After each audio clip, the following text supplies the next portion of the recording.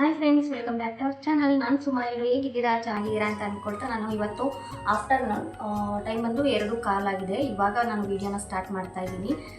ಇಲ್ಲಿಂದ ಸಂಜೆ ಆದಷ್ಟು ನೈಟ್ವರೆಗೂ ವೀಡಿಯೋನ ಮಾಡ್ಕೊಳ್ಳೋಣ ಅಂತ ಅಂದ್ಕೊಂಡಿದ್ದೀನಿ. ನೋಡೋಣ ಹೇಗೆ ಹೋಗುತ್ತೆ ಇವತ್ತಿನ ದಿನ ಗೊತ್ತಿಲ್ಲ.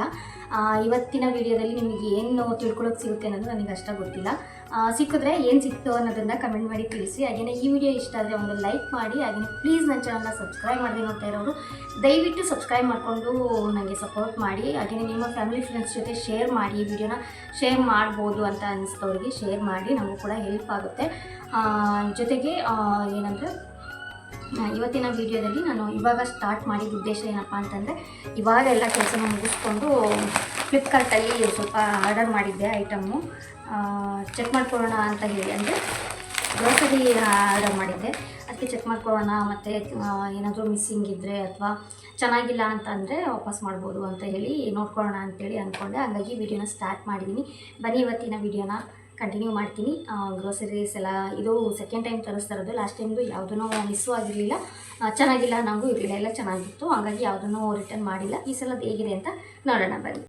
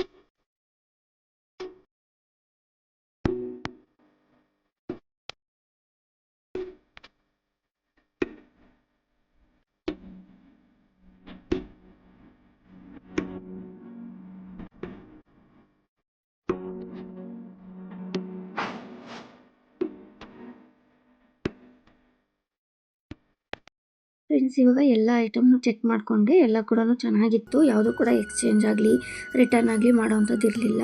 ಹಾಗಾಗಿ ಎಲ್ಲ ಚೆಕ್ ಮಾಡಿಕೊಂಡು ಎತ್ತಿಟ್ಕೊಂಡು, ಇವಾಗ ಕಣ್ಣಿಗೆ ಡ್ರಾಪ್ಸೇ ಹಾಕ್ಕೊಂಡಿರಲಿಲ್ಲ, ಮರ್ತೋಗ್ಬಿಟ್ಟಿದ್ದೆ ಬೆಳಿಗ್ಗೆಯಿಂದ. ಹಾಗಾಗಿ ಕಣ್ಣಿನ ಡ್ರಾಪ್ ಹಾಕ್ಕೊತಾ ಇದ್ದೀನಿ.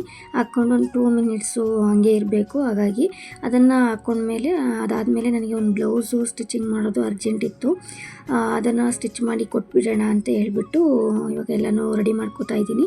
ಫಸ್ಟು ಮಿಷಿನ್ ಮೇಲೆ ಇರೋದೆಲ್ಲನೂ ಎತ್ತಿಟ್ಕೊಂಡು ಆಮೇಲೆ ಸ್ವಲ್ಪ ಜಾಗ ಫ್ರೀ ಮಾಡಿಕೊಂಡ್ರೆ ನಮಗೆ ಹೊಲಿಯೋದಕ್ಕೆ ಇಂಟ್ರೆಸ್ಟ್ ಇರುತ್ತೆ ಅಂತ ಹೇಳಿ ಎಲ್ಲ ಕ್ಲೀನ್ ಮಾಡಿಕೊಂಡು ಹೊಲಿಯೋಣ ಅಂತ ಕೂತ್ಕೊಂಡೆ. ನಿನ್ನೆ ಒಂದು ಬ್ಲೌಸ್ ಸ್ಟಿಚ್ ಮಾಡಿದ್ದೆ, ಅದಕ್ಕೆ ಲೇಸ್ ಹಾಕಬೇಕಿತ್ತು. ಅದೊಂದು ಮರ್ತೆ ಹೋಗಿದ್ದೆ. ಹಂಗಾಗ್ಬಿಟ್ಟು ಅದನ್ನು ಹಾಕಿಬಿಟ್ಟು, ಯಾಕಂದರೆ ಅದು ಥ್ರೆಡ್ಡು ಹಂಗೆ ಇತ್ತು, ತೆಗ್ದಿರಲಿಲ್ಲ ಅದೇ ಕಲರು. ಹಾಗಾಗಿ ಅದಕ್ಕೆ ಲೇಸನ್ನು ಅಟ್ಯಾಚ್ ಮಾಡಿ ಅದನ್ನು ಆಮೇಲೆ ಥ್ರೆಡ್ಡನ್ನು ಚೇಂಜ್ ಮಾಡಿಕೊಂಡು ನಾನು ಆ ಬ್ಲೌಸನ್ನು ಸ್ಟಿಚ್ ಮಾಡೋಣ ಅಂತ ಕೂತ್ಕೊಂಡೆ. ಹಂಗೇ ಬ್ಲೌಸು ಸ್ಟಿಚ್ ಆದಮೇಲೆ ಮತ್ತೆ ಇನ್ನು ಬೇಜಾನ್ ಕೆಲಸಗಳಿತ್ತು. ಅದೆಲ್ಲದನ್ನು ನಾನು ವೀಡಿಯೋ ಮಾಡ್ಕೊಳ್ಳೋಕ್ಕಾಗಲಿಲ್ಲ. ಯಾಕಂದರೆ ಬ್ಲೌಸ್ ಹೊಲಿಯೋಕೆ ಕೂತ್ಕೊಂಡ್ಬಿಟ್ರೆ ಟೈಮ್ ಹೋಗೋದೇ ಗೊತ್ತಾಗಲ್ಲ.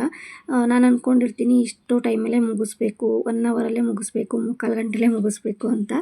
ಬಟ್ ಕೆಲವೊಂದು ಟೈಮು ಥ್ರೆಡ್ ಆವಾಗ ಕಟ್ ಆಗೋದು ಅಥವಾ ಕರೆಂಟ್ ಹೋಗೋದು ಹಿಂಗೇನಾದರೂ ಆಯಿತು ಅಂತಂದರೆ ನಾವು ಅಂದ್ಕೊಂಡಂಗೆ ಆಗಲ್ಲಲ್ಲ, ಆ ಥರನೇ ಆಯಿತು. ಇದು ಕೂಡ ಏನು ಡಿಸೈನ್ ಏನೂ ಇರಲಿಲ್ಲ, ಪ್ಲೈನಾಗೇ ಏನು ಏಮಿಂಗ್ ಮಾಡಬೇಕಿತ್ತು, ರೌಂಡ್ ನೆಕ್ಕೇನೆ, ಏನು ಡಿಸೈನ್ ಇಲ್ಲದೆ ಇರೋದ್ರಿಂದ ಸ್ವಲ್ಪ ಬೇಗನೆ ಆಗುತ್ತೆ ಅನ್ನೋ ಒಂದು ಕಾನ್ಫಿಡೆಂಟ್ ಇತ್ತು. ಜೊತೆಗೆ ಇನ್ನೊಂದು ಏನು ಅಂದರೆ ಪ್ಯಾಚ್ ಜಾಸ್ತಿ ಇರಲಿಲ್ಲ ಅಂತ ಇದರಲ್ಲಿ. ಪ್ಯಾಚ್ ಅಂದರೆ ಇವಾಗ ಸ್ಲೀವಿಗೆಲ್ಲನೂ ಸೈಡಲ್ಲಿ ಪ್ಯಾಚ್ ಕೊಡಬೇಕಾಗುತ್ತೆ ಬಟ್ಟೆ ಕಡಿಮೆ ಇದ್ದರೆ. ಆ ಥರ ಎಲ್ಲನೂ ಇತ್ತು ಅಂತಂದ್ರಂತೂ ಇನ್ನೂ ಲೇಟೇ ಆಗಿಬಿಡುತ್ತೆ. ಹಾಗಾಗಿ ಇದರಲ್ಲಿ ಯಾವುದೂ ಪ್ಯಾಚ್ ಇರಲಿಲ್ಲ, ಬೇಗ ಆಗುತ್ತೆ ಅಂತ ಅಂದ್ಕೊಂಡು ಕೂತ್ಕೊಂಡೆ. ಅಂದ್ಕೊಂಡಂಗೆ ಬ್ಲೌಸ್ ಏನೋ ಆಯಿತು. ಅದಾದಮೇಲೆ ಬೇರೆ ಕೆಲಸಗಳೆಲ್ಲನೂ ಇತ್ತಲ್ವ, ಹಾಗಾಗಿ ನನಗೆ ಸಂಜೆ ಟೈಮ್ ಹೋಗಿದ್ದೆ ಗೊತ್ತಾಗಲಿಲ್ಲ. ಅದಕ್ಕೆ ಇದನ್ನು ಸ್ಟಿಚ್ ಆಗಿದ ತಕ್ಷಣವೇ ಮತ್ತು ಅಡುಗೆ ಮಾಡ್ಕೊಳ್ಳೋದು ಕೂಡ ಇತ್ತು.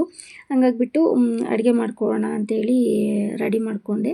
ಇವತ್ತು ಊಟಕ್ಕೆ ಏನು ಮಾಡ್ತಾಯಿದ್ದೀನಿ ಅಂತಂದರೆ, ಬದನೆಕಾಯಿ ಮತ್ತು ಆಲೂಗಡ್ಡೆ ಸಾಂಬಾರನ್ನ ಮಾಡೋಣ ಅಂತ ಅಂದ್ಕೊಂಡಿದ್ದೀನಿ. ಯಾಕಂದರೆ ಮೊನ್ನೆ ಕಾಬೂಲ್ ಕಡಲೆ ಮತ್ತು ಏನು ಬಟಾಣಿ ಹಾಕಿಬಿಟ್ಟು ಪಲಾವ್ ರೆಸಿಪಿ ಶೇರ್ ಮಾಡಿದ್ದೆ ಅಲ್ವಾ, ಅದು ಮಿಕ್ಕಿರೋ ಕಾಳನ್ನು ನಾನು ಫ್ರಿಜ್ಜಲ್ಲಿ ಎತ್ತಿಟ್ಕೊಂಡಿದ್ದೆ. ಅದನ್ನು ಯೂಸ್ ಮಾಡಿಕೊಂಡು ಅದ್ರ ಜೊತೆಗೆ ಆಲೂಗಡ್ಡೆ ಮತ್ತು ಬದನೆಕಾಯಿ ಹಾಕಿ ಮಾಡಿದ್ರೆ ಮಸಾಲೆ ಸಾಂಬಾರು ತುಂಬ ಚೆನ್ನಾಗಿರುತ್ತೆ. ಆ ಒಂದು ರೆಸಿಪಿ ಕೂಡ ನಾನು ನಿಮ್ಮ ಜೊತೆ ಶೇರ್ ಮಾಡ್ತಾಯಿದ್ದೀನಿ ಇವತ್ತಿನ ವಿಡಿಯೋದಲ್ಲಿ.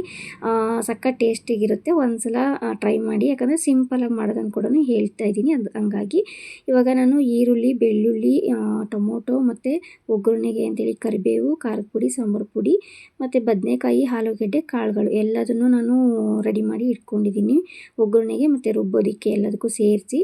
ಇವಾಗ ಈರುಳ್ಳಿ, ಬೆಳ್ಳುಳ್ಳಿ, ಟೊಮೊಟೊ, ಖಾರದ ಪುಡಿ, ಸಾಂಬಾರು ಪುಡಿ, ಸ್ವಲ್ಪ ಜೀರಿಗೆ, ಇಲ್ಲಿ ತೋರಿಸಿಲ್ಲ, ಸ್ವಲ್ಪ ಜೀರಿಗೆ ಜೊತೆಗೆ ಕೊತ್ತಂಬರಿ ಸೊಪ್ಪು ಹಾಕ್ಕೊಂಡಿದ್ದೀನಿ ರುಬ್ಬೋದಕ್ಕೆ. ಇದಿಷ್ಟನ್ನು ಹಾಕಿ ಮಸಾಲೆನ ರುಬ್ಬಿ ರೆಡಿ ಮಾಡಿ ಇಟ್ಕೊಂಡ್ರೆ ಬೇಗನೆ ಸಾಂಬಾರನ್ನ ಮಾಡ್ಕೋಬೋದು. ಇವಾಗ ಇದಿಷ್ಟನ್ನು ನುಣ್ಣಗೆ ಪೇಸ್ಟ್ ಮಾಡಿಕೊಂಡು ಬರ್ತೀನಿ. ಅದಾದಮೇಲೆ ಇವಾಗ ನೋಡ್ತಾ ಇದ್ದೀರಾ, ಒಂದು ಕುಕ್ಕರ್ ಇಟ್ಕೊಂಡು ನಮಗೆ ಸಾಂಬಾರು ಯಾವ ಪಾತ್ರೆಯಲ್ಲಿ ಮಾಡಬೇಕು ಅಂದ್ಕೊಂಡಿರ್ತೀವಲ್ಲ ಆ ಒಂದು ಕುಕ್ಕರ್ನ ಇಟ್ಕೊಂಡು ನಾನು ಸ್ವಲ್ಪ ಆಯಿಲ್ ಹಾಕಿದ್ದೀನಿ, ಸ್ವಲ್ಪ ಸಾಸಿವೆನೂ ಹಾಕಿ ಸಿಡಿದ ನಂತರ ಕರಿಬೇವನ್ನು ಹಾಕಿ ಅದು ಕೂಡ ಫ್ರೈ ಆಗಬೇಕು. ಅದಾದಮೇಲೆ ನಾನಿವಾಗ ರುಬ್ಬಿರೋ ಮಸಾಲೆನ ಹಾಕ್ಕೊಂಡು ಅದ್ರದ್ದು ಹಸಿ ವಾಸನೆ ಎಲ್ಲ ಹೋಗೋ ಥರ ಆಯಿಲಲ್ಲೇ ಸ್ವಲ್ಪ ಫ್ರೈ ಮಾಡ್ಕೊತೀನಿ. ಸ್ವಲ್ಪ ಕುದಿ ಬಂದರೆ ಸಾಕಾಗುತ್ತೆ.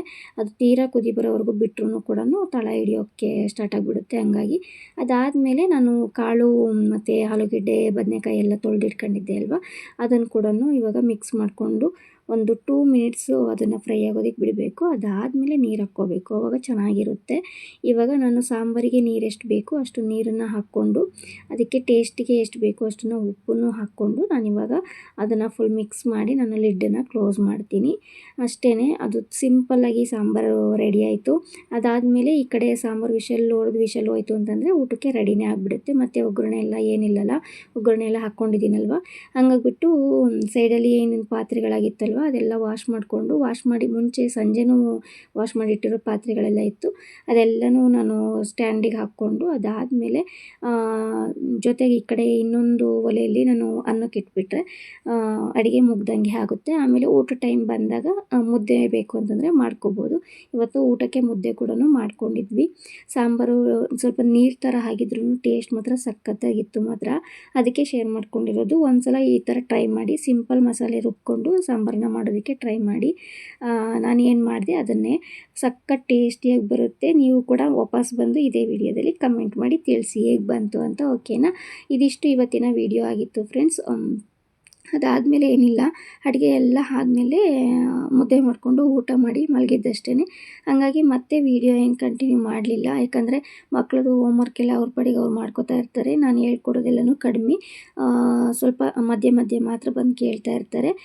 ಯಾವಾಗ ಅಂತ ಅಂದರೆ ನಾನು ಸ್ಟಿಚ್ ಮಾಡ್ತಾಯಿದ್ರು ಅಷ್ಟೇ ಬಂದು ಕೇಳಿದ್ರು ಅದನ್ನು ಹೇಳ್ಕೊಡ್ತೀನಿ. ಅಡುಗೆ ಮಾಡ್ತಾಯಿದ್ರು ಅಷ್ಟೇ, ಸಪ್ರೇಟಾಗಿ ಅಂತ ಓದೋದಕ್ಕೂ ಕೂರಿಸೋದಿಲ್ಲ ಅವ್ರನ್ನ, ನಾನೇ ಹೇಳ್ಕೊಡ್ತಾ ಇರ್ತೀನಿ.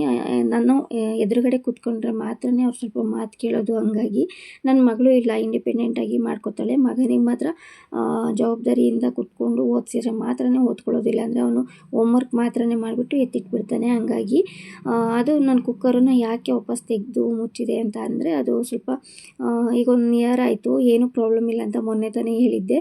ಅದೊಂದು ವಾಷರ್ನ ಸ್ವಲ್ಪ ಎಳ್ದಾಕಬೇಕು, ಮರೆತು ಹಾಕಿದೆ ಅಂತಂದರೆ ಈಗ ಮಧ್ಯದಲ್ಲಿ ತಗೋದ್ನಲ್ವ ಆ ಥರ ತೆಗೆದುಬಿಟ್ಟು ಮತ್ತೆ ವಾಶ್ ಮಾಡಿ ಅದನ್ನು ಎಳೆದ್ಬಿಟ್ಟು ಹಾಕಬೇಕಾಗುತ್ತೆ. ಹಂಗಾಗಿ ಈಗೂ ಅದನ್ನೇ ಮಾಡಿದೆ, ಈಗ ಸರಿ ಆಯಿತು.